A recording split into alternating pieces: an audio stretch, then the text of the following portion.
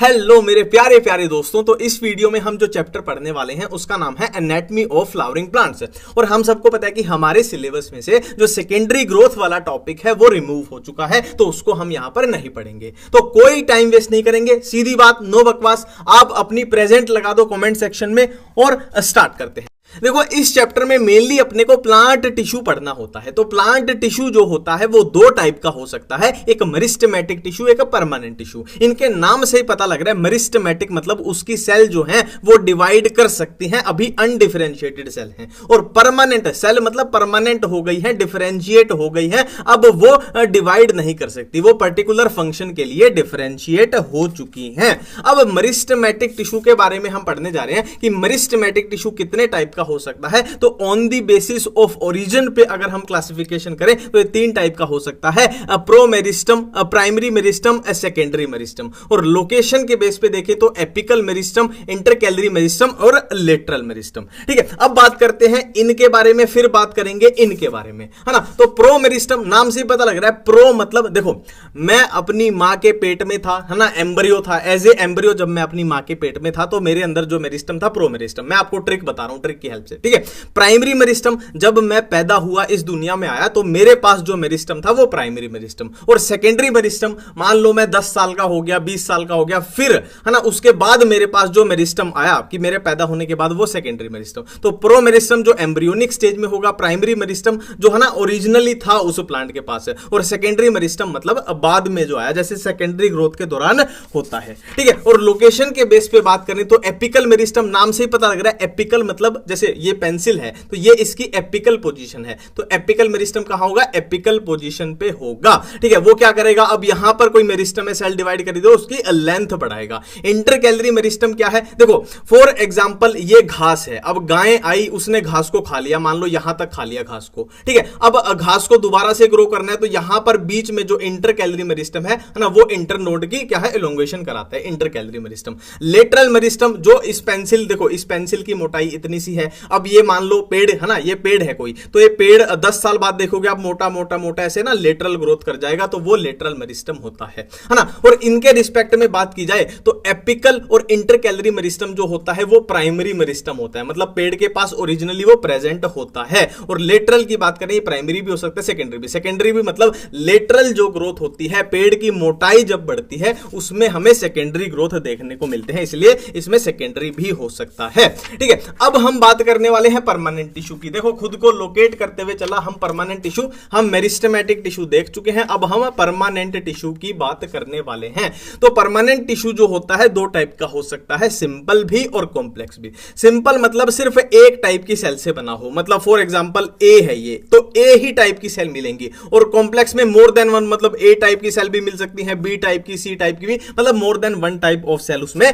मिल जाएंगे, ठीक है। अब हम सिंपल की बात करने जा रहे हैं कि सिंपल परमानेंट टिश्यू की बात करें तो सिंपल परमानेंट टिश्यू तीन टाइप का हो सकता है, पेरेन्काइमा, कलेन्काइमा, स्क्लेरेन्काइमा। के बारे में एक एक करके डिटेल में भी पढ़ेंगे, पर उसके लिए है ना कैसे चीजों को याद किया जाए मैं आपको ट्रिक बता देता हूं। देखो पेरेन्काइमा जो होता है ना वो लगभग हर जगह पाया जाता है, लगभग हर जगह पाया जाता है ना, पहली बात। दूसरी बात, पेरेन्काइमा जो होता है उसका फंक्शन क्या होता है, फोटोसिंथेसिस करना। उसका फंक्शन क्या होता है, स्टोरेज करना। उसका फंक्शन क्या होता है, सिक्रीशन। फोटोसिंथेसिस, स्टोरेज, सिक्रीशन, ये इसका फंक्शन होता है, ठीक है। अब देखो फोटोसिंथेसिस करेगा तो जाहिर सी बात है ये लिविंग होगा, है ना, डेड तो नहीं हो सकता, डेड मरी हुई चीज तो फोटोसिंथेसिस कर ही नहीं सकती, तो लिविंग है, ठीक है। ये इसका फंक्शन हो गया। अब इनकी ट्रिक करते हैं। देखो कलेन्काइमा की बात कर लो या स्क्लेरेन्काइमा की बात कर लो, ये क्या प्रोवाइड कराती है, मैकेनिकल स्ट्रेंथ प्रोवाइड कराती है, मैकेनिकल स्ट्रेंथ, ठीक है। फर्क क्या है, देखो अगर पूछ लिया जाए कि लिविंग टिश्यू ऐसा कौन सा है जो मैकेनिकल स्ट्रेंथ प्रोवाइड कराएगा, तो आंसर जाएगा कलेन्काइमा, और डेड कौन सा है तो आंसर जाएगा स्क्लेरेन्काइमा। मतलब पेरेन्काइमा अपना लिविंग है, फोटोसिंथेसिस करता है, तो कॉमन सेंस है लिविंग है।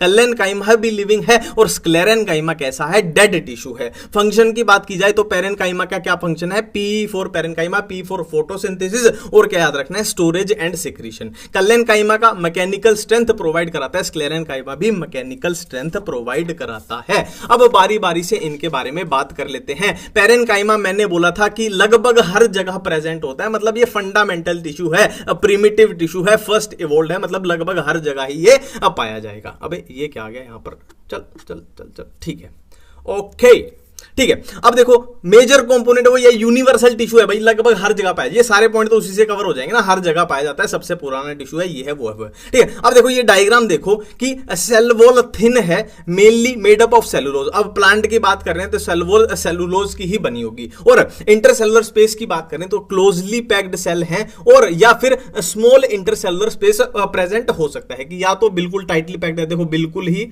है ना, कोई स्पेस नहीं दिखाई दे रहा, बट अगर होगा तो बिल्कुल छोटा छोटा, देखो व्हाइट कलर का बिल्कुल ही छोटा छोटा इंटरसेलुलर स्पेस प्रेजेंट हो सकता है। और वो आगे आगे हम कल्याण काइमा चलेंगे, वहां तो भाई ये स्पेस बिल्कुल ही खत्म हो जाएगा, क्योंकि वहां पे डिपोजिशन हो जाती है, वो मैं आगे बताऊंगा। फंक्शन हम देख चुके हैं, फोटोसिंथेसिस, स्टोरेज, सिक्रीशन करेगा।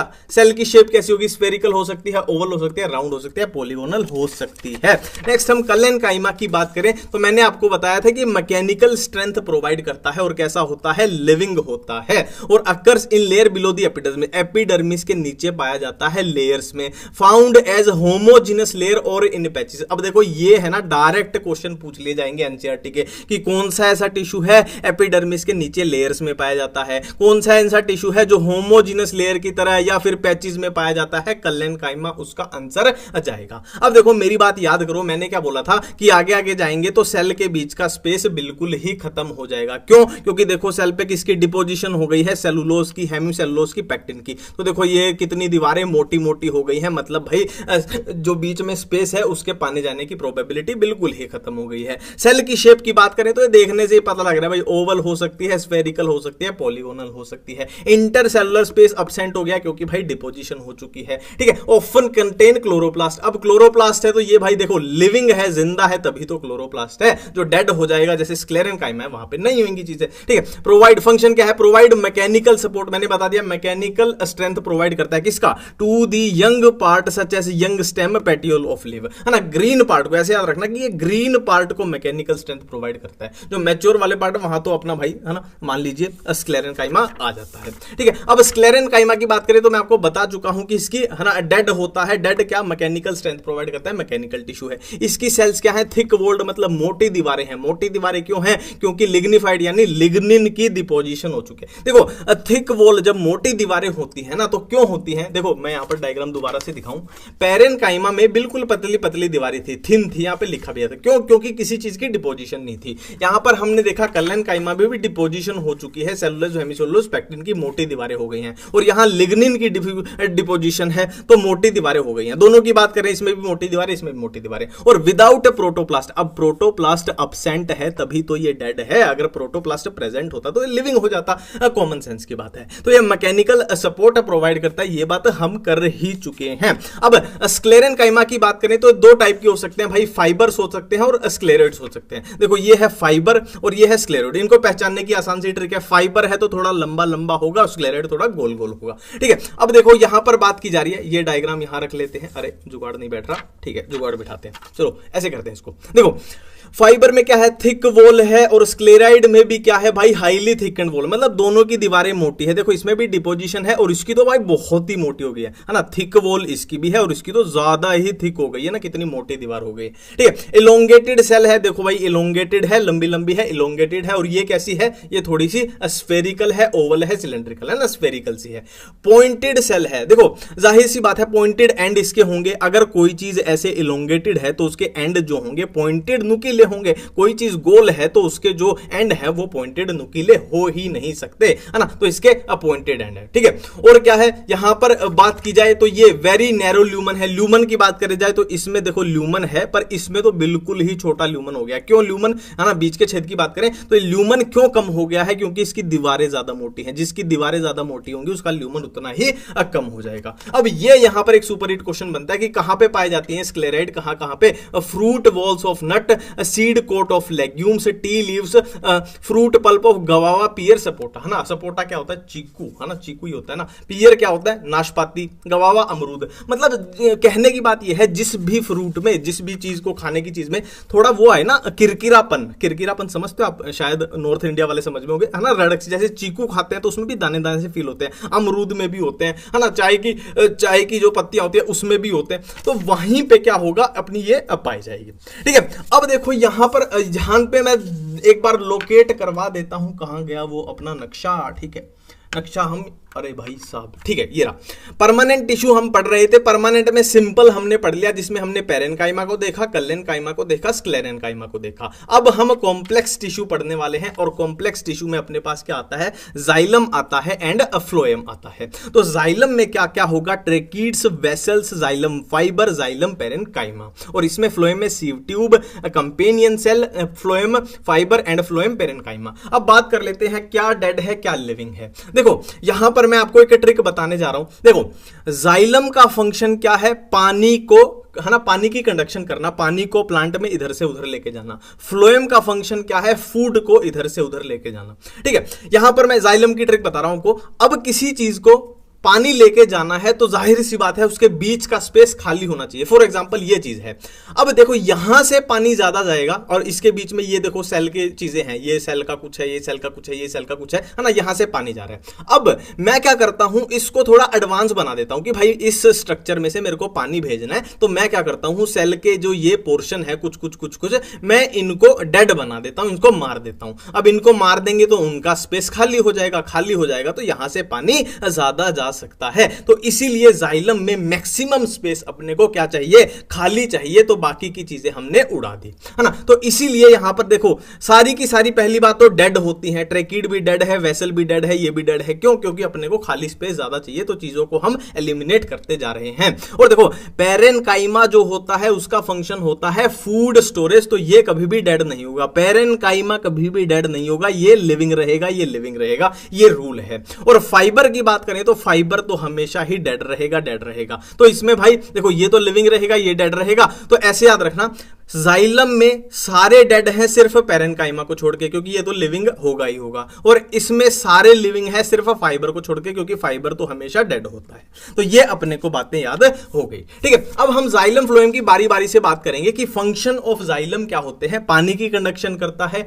सपोर्ट प्रोवाइड करता है। पानी की कंडक्शन कौन करेगा, ट्रेकीड और वेसल हो गए। ट्रेकीड और वेसल क्या करेंगे, पानी की कंडक्शन करेंगे। सपोर्ट देखो फाइबर जो चीज है हमेशा ही सपोर्ट प्रोवाइड कराएगी, और मैं बार बार आपको बता रहा हूं पेरेन्काइमा का फंक्शन क्या होता है, फूड स्टोरेज। तो जाइलम पेरेन्काइमा की फंक्शन क्या होगा, फूड स्टोरेज। अब देखो ट्रेकीड एंड वेसल की बात करने वाले हैं, और दोनों का ही फंक्शन हम देख चुके हैं भाई। ट्रेकीड और वेसल का फंक्शन क्या है, पानी की कंडक्शन करना।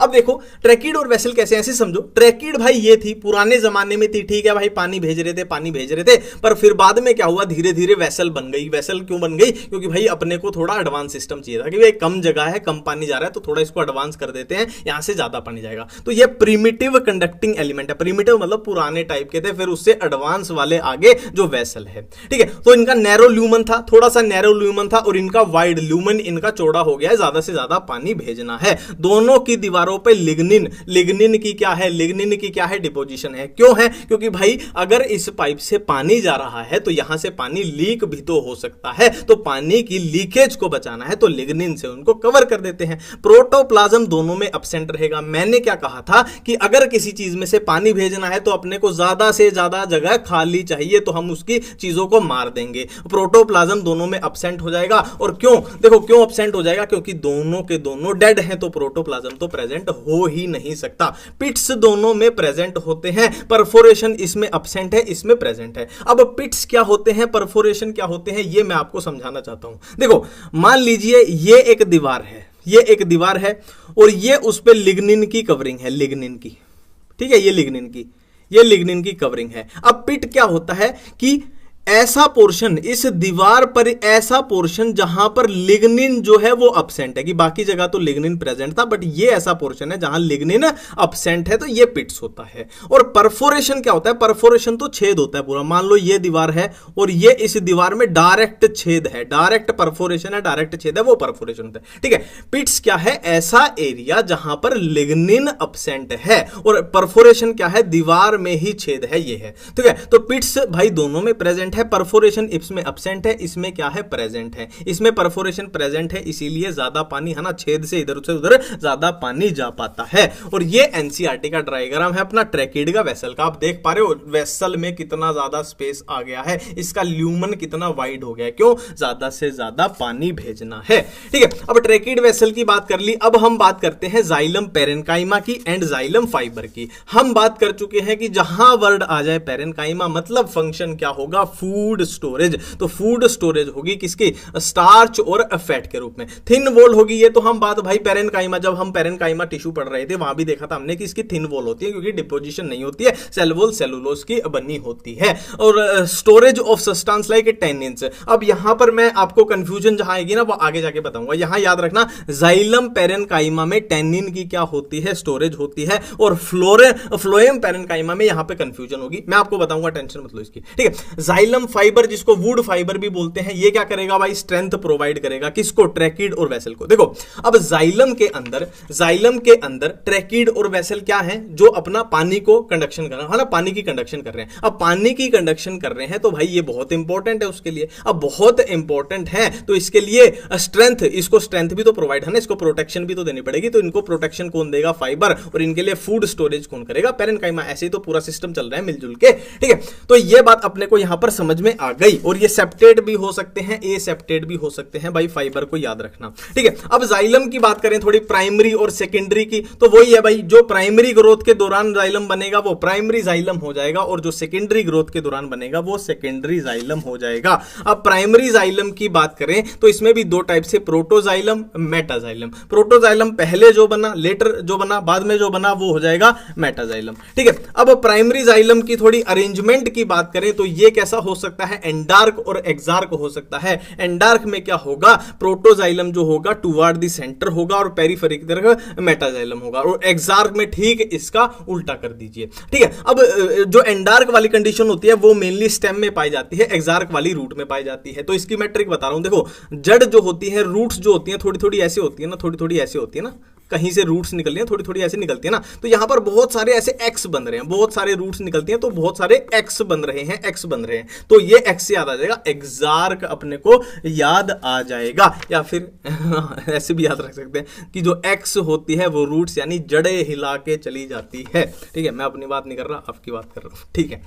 नेक्स्ट हम बात करते हैं, हम किस में प्रवेश पा चुके हैं, फ्लोएम में प्रवेश पा चुके हैं, जिसमें sieve tube, companion cell, phloem fibre, phloem parenchyma. Scene वही चलेगा, फ्लोएम पेरेन्काइमा। पेरेन्काइमा क्या करेगी, फूड स्टोरेज, फाइबर क्या करेंगे, स्ट्रेंथ प्रोवाइड कराएंगे, और ये क्या करेंगे, फूड की कंडक्शन। जैसे यहां पर ये पानी की कंडक्शन कर रहे थे, ये किसकी, फूड की, खाने की कंडक्शन करेंगे। तो sieve tube element associated with companion cell. देखो कंपेनियन सेल और सीव ट्यूब आपस में मिलजुल के ही जुड़े हुए होते हैं, मिलजुल के काम करते हैं। End walls are perforated. Perforation क्या होती है मैंने आपको बता दिया था। साइटोप्लाज्म पेरिफेरल होता है, लार्ज वैक्यूल होता है, न्यूक्लियस इनमें एब्सेंट होता है। अब देखो अगर इनमें न्यूक्लियस एब्सेंट है तो इनका फंक्शन कौन कंट्रोल करेगा, जाहिर सी बात है कोई तो इनका फंक्शन कंट्रोल करेगा। तो सीव ट्यूब का जो फंक्शन होती है कंपेनियन सेल कंट्रोल करती है, इनके पास न्यूक्लियस होता है, इनके पास नहीं होता है। Gymnosperm contain sieve cell in place of sieve tube. Gymnosperm के अंदर सीव ट्यूब की जगह सीव सेल्स प्रेजेंट होती है, यह बात अपने को याद रखनी है। नेक्स्ट बात करते हैं कंपेनियन सेल की, तो वही बात आ गई भाई, इसके पास न्यूक्लियस होता है तो उसको भी कंट्रोल करती है। तो maintain the pressure gradient in sieve tube, sieve tube के अंदर प्रेशर ग्रेडियंट मेंटेन करती है। और जिम्नोस्पर्म के अंदर देखो यहां क्या था, जिम्नोस्पर्म के अंदर सीव ट्यूब की जगह सीव सेल थी, और यहां जिम्नोस्पर्म के अंदर कंपेनियन सेल की जगह एल्ब्यूमिनस सेल्स प्रेजेंट होती हैं। अब नेक्स्ट बात करते हैं phloem parenchyma and phloem fibre की। तो वही बात हो गई भाई, फूड स्टोरेज होगी, और स्टोरेज मैंने वहां पे बताया था जाइलम पेरेन्काइमा में मैंने क्या बताया था कि टैनिन की स्टोरेज होती है, और यहां पर क्या है, रेजिन, लेटेक्स, म्यूसिलेज। तो ये बात याद रखना, जाइलम पेरेन्काइमा नहीं पेरेन्काइमा, ठीक है भाई, माफ कर दीजिए, जीभ है फिसल गई, ठीक है। तो फ्लोएम पेरेन्काइमा में किसकी स्टोरेज हो रही है, रेजिन की, लेटेक्स की, म्यूसिलेज की, और जाइलम पेरेन्काइमा में किसकी, टैनिन की। ये बात मैं बार बार बोल रहा हूं, याद रखने, कंफ्यूजन होगी। फ्लोएम फाइबर जो होगी, जिसको बास्ट फाइबर भी बोलते हैं, तो इसमें स्क्लेरेनकाइमेटस सेल होते हैं। देखो फाइबर है तो स्क्लेरेनकाइमा ही होगा, क्योंकि फाइबर जो होते हैं वो डेड होते हैं, तो स्क्लेरेनकाइमा ही होगी वहां पे, ठीक है। Elongated unbranched having needle like apices, ये तो वही थ्योरी वाली बातें हो गई थोड़ी थोड़ी। Generally absent in primary phloem but are found in secondary phloem. देखो प्राइमरी फ्लोएम में ये एब्सेंट क्यों होते हैं, क्योंकि प्राइमरी फ्लोएम तो अभी नया नया बना है, कच्चा है, तो उसमें फाइबर कहां से आगे, है ना, वो वाली स्ट्रेंथ तो उनको चाहिए ही नहीं। पर प्लांट जब बड़ा हो जाता है, उसमें सेकेंडरी चीजें आती हैं, तब उसको क्या है, मैकेनिकल सपोर्ट चाहिए, तब उसमें ये बनने लग जाते हैं। अब हम टिश्यू सिस्टम की बात करते हैं। तो टिश्यू सिस्टम जो होता है तीन तरीके का, जाएगा epidermal tissue system, vascular tissue system, ground tissue system. तो एपिडर्मल बारी बारी से बात करेंगे, एक दो तीनों की बात करेंगे। सबसे पहले हम एपिडर्मल टिश्यू सिस्टम की बात करने वाले हैं। इसमें क्या क्या आएगा, अपनी एपिडर्मल सेल्स आएंगी, स्टोमेटा आएंगे एंड एपिडर्मल अपेंडेजेस आएंगे। अब बारी बारी से इनके बारे में बात करेंगे कि भाई एपिडर्मल सेल्स के बारे में बात करें तो एपिडर्मिस क्या होती है, आउटर मोस्ट लेयर होती है प्राइमरी प्लांट बॉडी की, प्लांट बॉडी की आउटर मोस्ट लेयर होती है। ठीक है, अब ये वही यार थ्योरी वाली बातें हैं, अब इसमें से ऐसा कुछ खास क्वेश्चन लायक बातें नहीं बन रही। एपिडर्मिस के बाहर क्यूटिकल होता है और वो सब बातें तो आगे डायग्राम में भी आई जाएंगी, है ना, वो क्वेश्चन लायक बात खास कुछ बन नहीं रही यहां से। नेक्स्ट स्टोमेटा की बात कर लें तो देखो ये दो टाइप के स्टोमेटा हैं, एक तो होंगे अपने बीन शेप और दूसरे होंगे डंबल शेप। बीन शेप वाले किसमें पाए जाएंगे, डाइकोट प्लांट्स में, और डंबल शेप किसमें, मोनोकोट प्लांट्स में पाए जाएंगे। और इनमें कौन सी सब्सिडियरी सेल, ये वही से फिर वो बात है यार, डायग्राम देख लेना, ये भाई सब्सिडियरी सेल होगी, ये गार्ड सेल होगी, गार्ड सेल की ओपनिंग होती है तो है ना, ये स्टोमेटल पोर हो गया, वहां से पानी का आना जाना होगा, गैसेस का आना जाना होगा। ठीक है, अब हम बात कर लेते हैं किसकी, एपिडर्मल अपेंडेजेस की बात कर लेते हैं, जिसमें रूट हेयर्स आएंगे एंड स्टेम ट्राइकोम आएंगे। देखो ऐसे है, एक चीज रूट के ऊपर है, एक स्टेम के ऊपर है। रूट के ऊपर होगी उसको रूट हेयर्स बोल देंगे, स्टेम के ऊपर बोल देंगे उसको ट्राइकोम्स बोल दिया जाता है। तो रूट हेयर जो होते हैं यूनिसेलुलर होते हैं, स्टेम ट्राइकोम्स जो होते हैं वो मल्टी सेलुलर होते हैं। रूट हेयर क्या करते हैं, अब्सॉर्ब वाटर एंड मिनरल्स, है ना, ये तो हमने मोर्फो वाले चैप्टर में भी पढ़ा था। स्टेम ट्राइकोम क्या करेंगे, वाटर लॉस को बचाएंगे, ब्रांच या अनब्रांच हो सकते हैं। ठीक है, देखो अब यहां पर एक कॉमन सेंस की बातें हैं, मैं आपको यहीं पे बता दूं, जो रूट वाला सिस्टम होगा क्या वहां पे क्यूटिकल प्रेजेंट होनी चाहिए, है ना, क्यूटिकल क्यों नहीं होनी चाहिए वहां पे। देखो एक सिंपल सी बात है, रूट तो जमीन के नीचे होती है, तो क्यूटिकल हम हाथों पे वैसलीन क्यों लगाते हैं, हम हाथों पे वैसलीन लगाते हैं ताकि हाथों से मॉइस्चर ना उड़े, है ना, हाथ हमारे सूखे ना। तो जो चीज जमीन के नीचे है उसका तो धूप की वजह से कुछ मॉइस्चर उड़ेगा ही नहीं ना, हवा में है ही नहीं वो, तो वहां पे क्यूटिकल की जरूरत नहीं है। तो जो पार्ट प्लांट का जमीन से ऊपर है वहां पर क्यूटिकल की जरूरत पड़ेगी कि भाई धूप भी आएगी, हवा भी आएगी, तो वहां से पानी नहीं उड़ना चाहिए। तो रूट वाले सिस्टम में क्यूटिकल की जरूरत नहीं पड़ती है।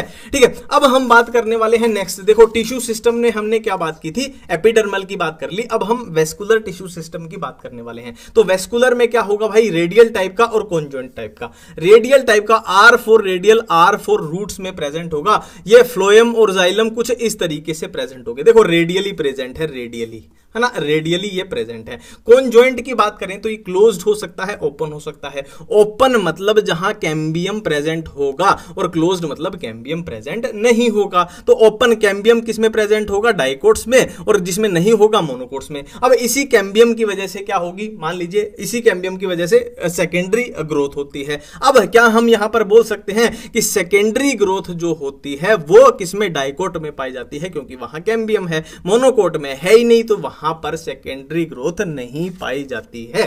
ठीक है, अब नेक्स्ट हम बात करें ग्राउंड टिश्यू सिस्टम की। देखो वेस्कुलर भी हमने देख लिया और अब हम ग्राउंड टिश्यू सिस्टम देखना चाहते हैं कि all tissue except epidermis and vascular bundle. मतलब क्या है, अगर इसको छोड़ दे, इसको छोड़ दे, तो सारा जो टिश्यू प्लांट में बच गया वो किस में आ जाएगा, ग्राउंड टिश्यू सिस्टम में आ जाएगा, जिसमें सारी पेरेन्काइमा आ जाएगी, सारी कलेन्काइमा आ जाएगी, सारी स्क्लेरेन्काइमा आ जाएगी। In leaves ground tissue system consist of thin walled chloroplast containing cell called mesophyll cell. Mesophyll cell आगे लीव का जो डायग्राम आएगा उसमें भी आ जाएंगी। अब देखो मैं एब्सेंट की कंफ्यूजन बताने वाला हूं। देखो हम जनरली क्या करते हैं, जिम्नोस्पर्म और मोनोकोट के बीच में कंफ्यूज हो जाते हैं, बट ध्यान रखना, देखो प्लांट हमने क्या पढ़े थे प्लांट किंगडम में, एक एल्गी होता है, एक ब्रायोफाइट होता है, एक क्या है टेरिडोफाइट होता है, एक जिम्नोस्पर्म, एक एंजियोस्पर्म। अब एंजियोस्पर्म को हम फर्दर डिवाइड कर देते हैं किसमें, मोनोकोट में, डाइकोट में। तो जिम्नोस्पर्म कंप्लीटली एक अलग तरीके के प्लांट है और एंजियोस्पर्म के पार्ट है मोनोकोट, डाइकोट, तो दोनों को आपस में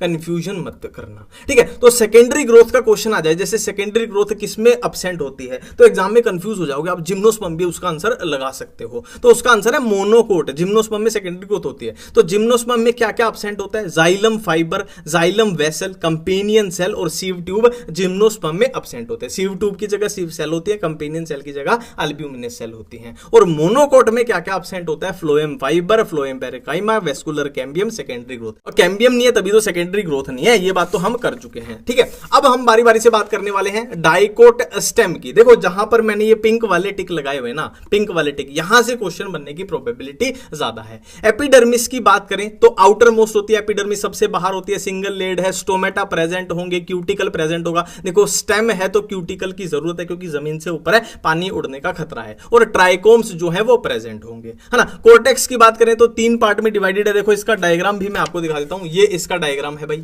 ये इसका डायग्राम है, जो आप कभी भी एनसीईआरटी में देखना चाहते हो तो देख सकते हो। ठीक है, तो 3 पार्ट में कोर्टेक्स डिवाइडेड है, hypodermis, general cortex, endodermis. Question कहां से बनेगा, एंडोडर्मिस से, क्योंकि इसमें स्टार्च की स्टोरेज होती है, तो इसको स्टार्च शीथ भी बोल दिया जाता है। पेरिसाइकिल का बहुत प्यारा क्वेश्चन बनता है कि ये in the form of semi lunar patches, semi lunar patches of sclerenchyma pericycle, ये बातें याद रखनी है। वेस्कुलर बंडल कैसे होंगे डाइकोट, देखो स्टेम की बात करें तो वहां कॉन्जॉइंट होते हैं, ओपन होते हैं और एंडार्क कंडीशन होती है। देखो मैंने बोला था एक्स बना के कि रूट्स में कौन सी होती है एक्सार्क, तो स्टेम में कैसी होगी एंडार्क। ओपन क्यों होंगे, डाइकोट की बात कर रहे हैं मतलब कैम्बियम प्रेजेंट होगा, मोनोकोट में ये क्लोज हो जाएंगे, और कॉन्जॉइंट होते हैं। कॉन्जॉइंट क्यों होते हैं, मैंने बोला था R for radial, R for roots, तो रेडियल किसमें होंगे, रूट्स में, तो कॉन्जॉइंट होंगे किसमें, अपनी स्टेम में। मेडुलरी रे की बात होगी पित्त की, ये तो भाई पढ़ते ना, थ्योरी वाली बातें हैं सारी, इसमें कुछ खास क्वेश्चन बनने लायक इतनी खास बात है नहीं, ये इसका डायग्राम हो जाएगा। अब मोनोकोट में देखते हैं मोनोकोट स्टेम में कहां कहां क्वेश्चन बन सकता है और कंपैरिजन में कहां कहां चीजें आ गई हैं। देखो एपिडर्मिस आउटर मोस्ट है, सिंगल सेल्ड है, क्यूटिकल प्रेजेंट है, बट ट्राइकोम्स अब्सेंट है। अब यहां क्वेश्चन बन जाता है कि डाइकोट स्टेम की बात करें तो ट्राइकोम्स जो होते हैं प्रेजेंट होते हैं, मोनोकोट स्टेम की बात करें तो ट्राइकोम्स जो होते हैं वो अब्सेंट होते हैं। ठीक है, यहां पर डायग्राम में भी मैं आपको दिखा दूं, देखो यहां पर देखो ये देखो ट्राइकोम्स इसमें प्रेजेंट है, आपको दिखाई दे रहे हैं, और यहां पर मोनोकोट्स की बात करें तो इसमें देखो कहीं भी आपको, है ना, ये ट्राइकोम्स दिखाई नहीं दे रहे हैं। ठीक है, अब यहां पर और क्या क्या बातें आएंगी, hypodermis made up of sclerenchyma, mechanical strength provide करती है। देखो स्क्लेरेनकाइमा आ गया तो मैकेनिकल स्ट्रेंथ ही प्रोवाइड करेगी, उसमें कुछ सोचने वाली बात है भी नहीं। और यहां पर एक बढ़िया क्वेश्चन बन जाता है कि देखो जैसे इसका टिश्यू था किस किस में डिवाइडेड था, जनरल कोर्टेक्स, है ना, हाइपोडर्मिस, एंडोडर्मिस, और इस सब में पेरिसाइकल पिथ, इस सब में। बट यहां पर मोनोकोट की बात करें तो इसका tissue general cortex, endodermis, pericycle pith, medullary, इनमें डिवाइडेड नहीं होता है। और वेस्कुलर बंडल की बात करें तो वो तो बात हम कर ही चुके हैं कैसा होगा। ठीक है, लार्ज इन नंबर स्कैटर्ड, ये यहां पर बात कर रहे हैं, देखो ये तो हम कर ही चुके थे ना, कॉन्जॉइंट होगा, क्लोज्ड होगा। क्लोज्ड क्यों, कैम्बियम अब्सेंट होगा। कॉन्जॉइंट क्यों, क्योंकि रेडियल तो किसमें, रूट्स में होता है, तो इसमें तो स्टेम में तो कॉन्जॉइंट ही पाया जाएगा। ठीक है, यहां पर ये लार्ज इन नंबर और स्कैटर्ड होता है, ये इस डायग्राम से हिसाब लगाओ कि लार्ज इन नंबर देखो कितने सारे प्रेजेंट है, और स्कैटर्ड मतलब बिखरे पड़े हैं, और जबकि डाइकोट स्टेम की बात कर रहे थे इनमें बिखरे नहीं पड़े थे, देखो कितने सलीके से अरेंज्ड है। ठीक है, तो यहां पर ये बात हो गई अपनी मोनोकोट स्टेम की और डाइकोट स्टेम की। अब हम बात करते हैं रूट्स की बात करते हैं, तो जहां पर पिंक टिक लगाए हुए हैं वो क्वेश्चन पूछे जाने की हाई प्रोबेबिलिटी है। ठीक है, तो एपिडर्मिस सिंगल लेड होगी, क्यूटिकल अब्सेंट हो गया। मैंने आपको रीजन भी बताया था कि रूट्स में क्यूटिकल की जरूरत ही नहीं है क्योंकि वो तो ऑलरेडी जमीन के नीचे है। स्टोमेटा भी अब्सेंट हो गए। स्टोमेटा क्यों अब्सेंट है यार, जमीन के नीचे आप स्टोमेटा खोल के क्या करोगे, ना तो आप, है ना, पानी का एक्सचेंज कर सकते, वहां पानी उड़ सकता, ना वहां से गैसेस का एक्सचेंज हो सकता, स्टोमेटा का काम ही नहीं है। रूट हेयर्स तो प्रेजेंट होते ही हैं। हाइपोडर्मिस यहां पर अब्सेंट होता है, ये सुपरहिट क्वेश्चन बन गया। कोर्टेक्स का पेरेनकाइमेटस सेल। एंडोडर्मिस में क्या होंगी, कास्पेरियन स्ट्रिप प्रेजेंट होती। कास्पेरियन स्ट्रिप क्या करती है, देखो पानी की कमी हुई, है ना, मान लीजिए ये कोई प्लांट की ऐसे घास की पत्ती है, अब पानी की कमी हो गई, इसके यहाँ पे स्टोमेटा है, पानी की कमी होगी तो स्टोमेटा को इसको छुपाना है तो ये ऐसे ऐसे ऐसे, है ना, बेंड कर जाएगी, ऐसे कर्ल कर जाएगी, कर्लिंग हो जाएगी, तो अब मतलब ये अपना वाटर लॉस बचाना चाहती है। ये वही थ्योरी वाले बातें हैं, वही रेडियल एक्सार्क, ये तो हम देख ही चुके हैं कि रूट्स में भाई एक्सार्क कंडीशन रेडियल होती है, पिथ जो होती है स्मॉल होगी या फिर अब्सेंट होगी। ये इसका डायग्राम रहेगा किसका, डाइकोट रूट का ये रहेगा, मोनोकोट रूट का ये रहेगा।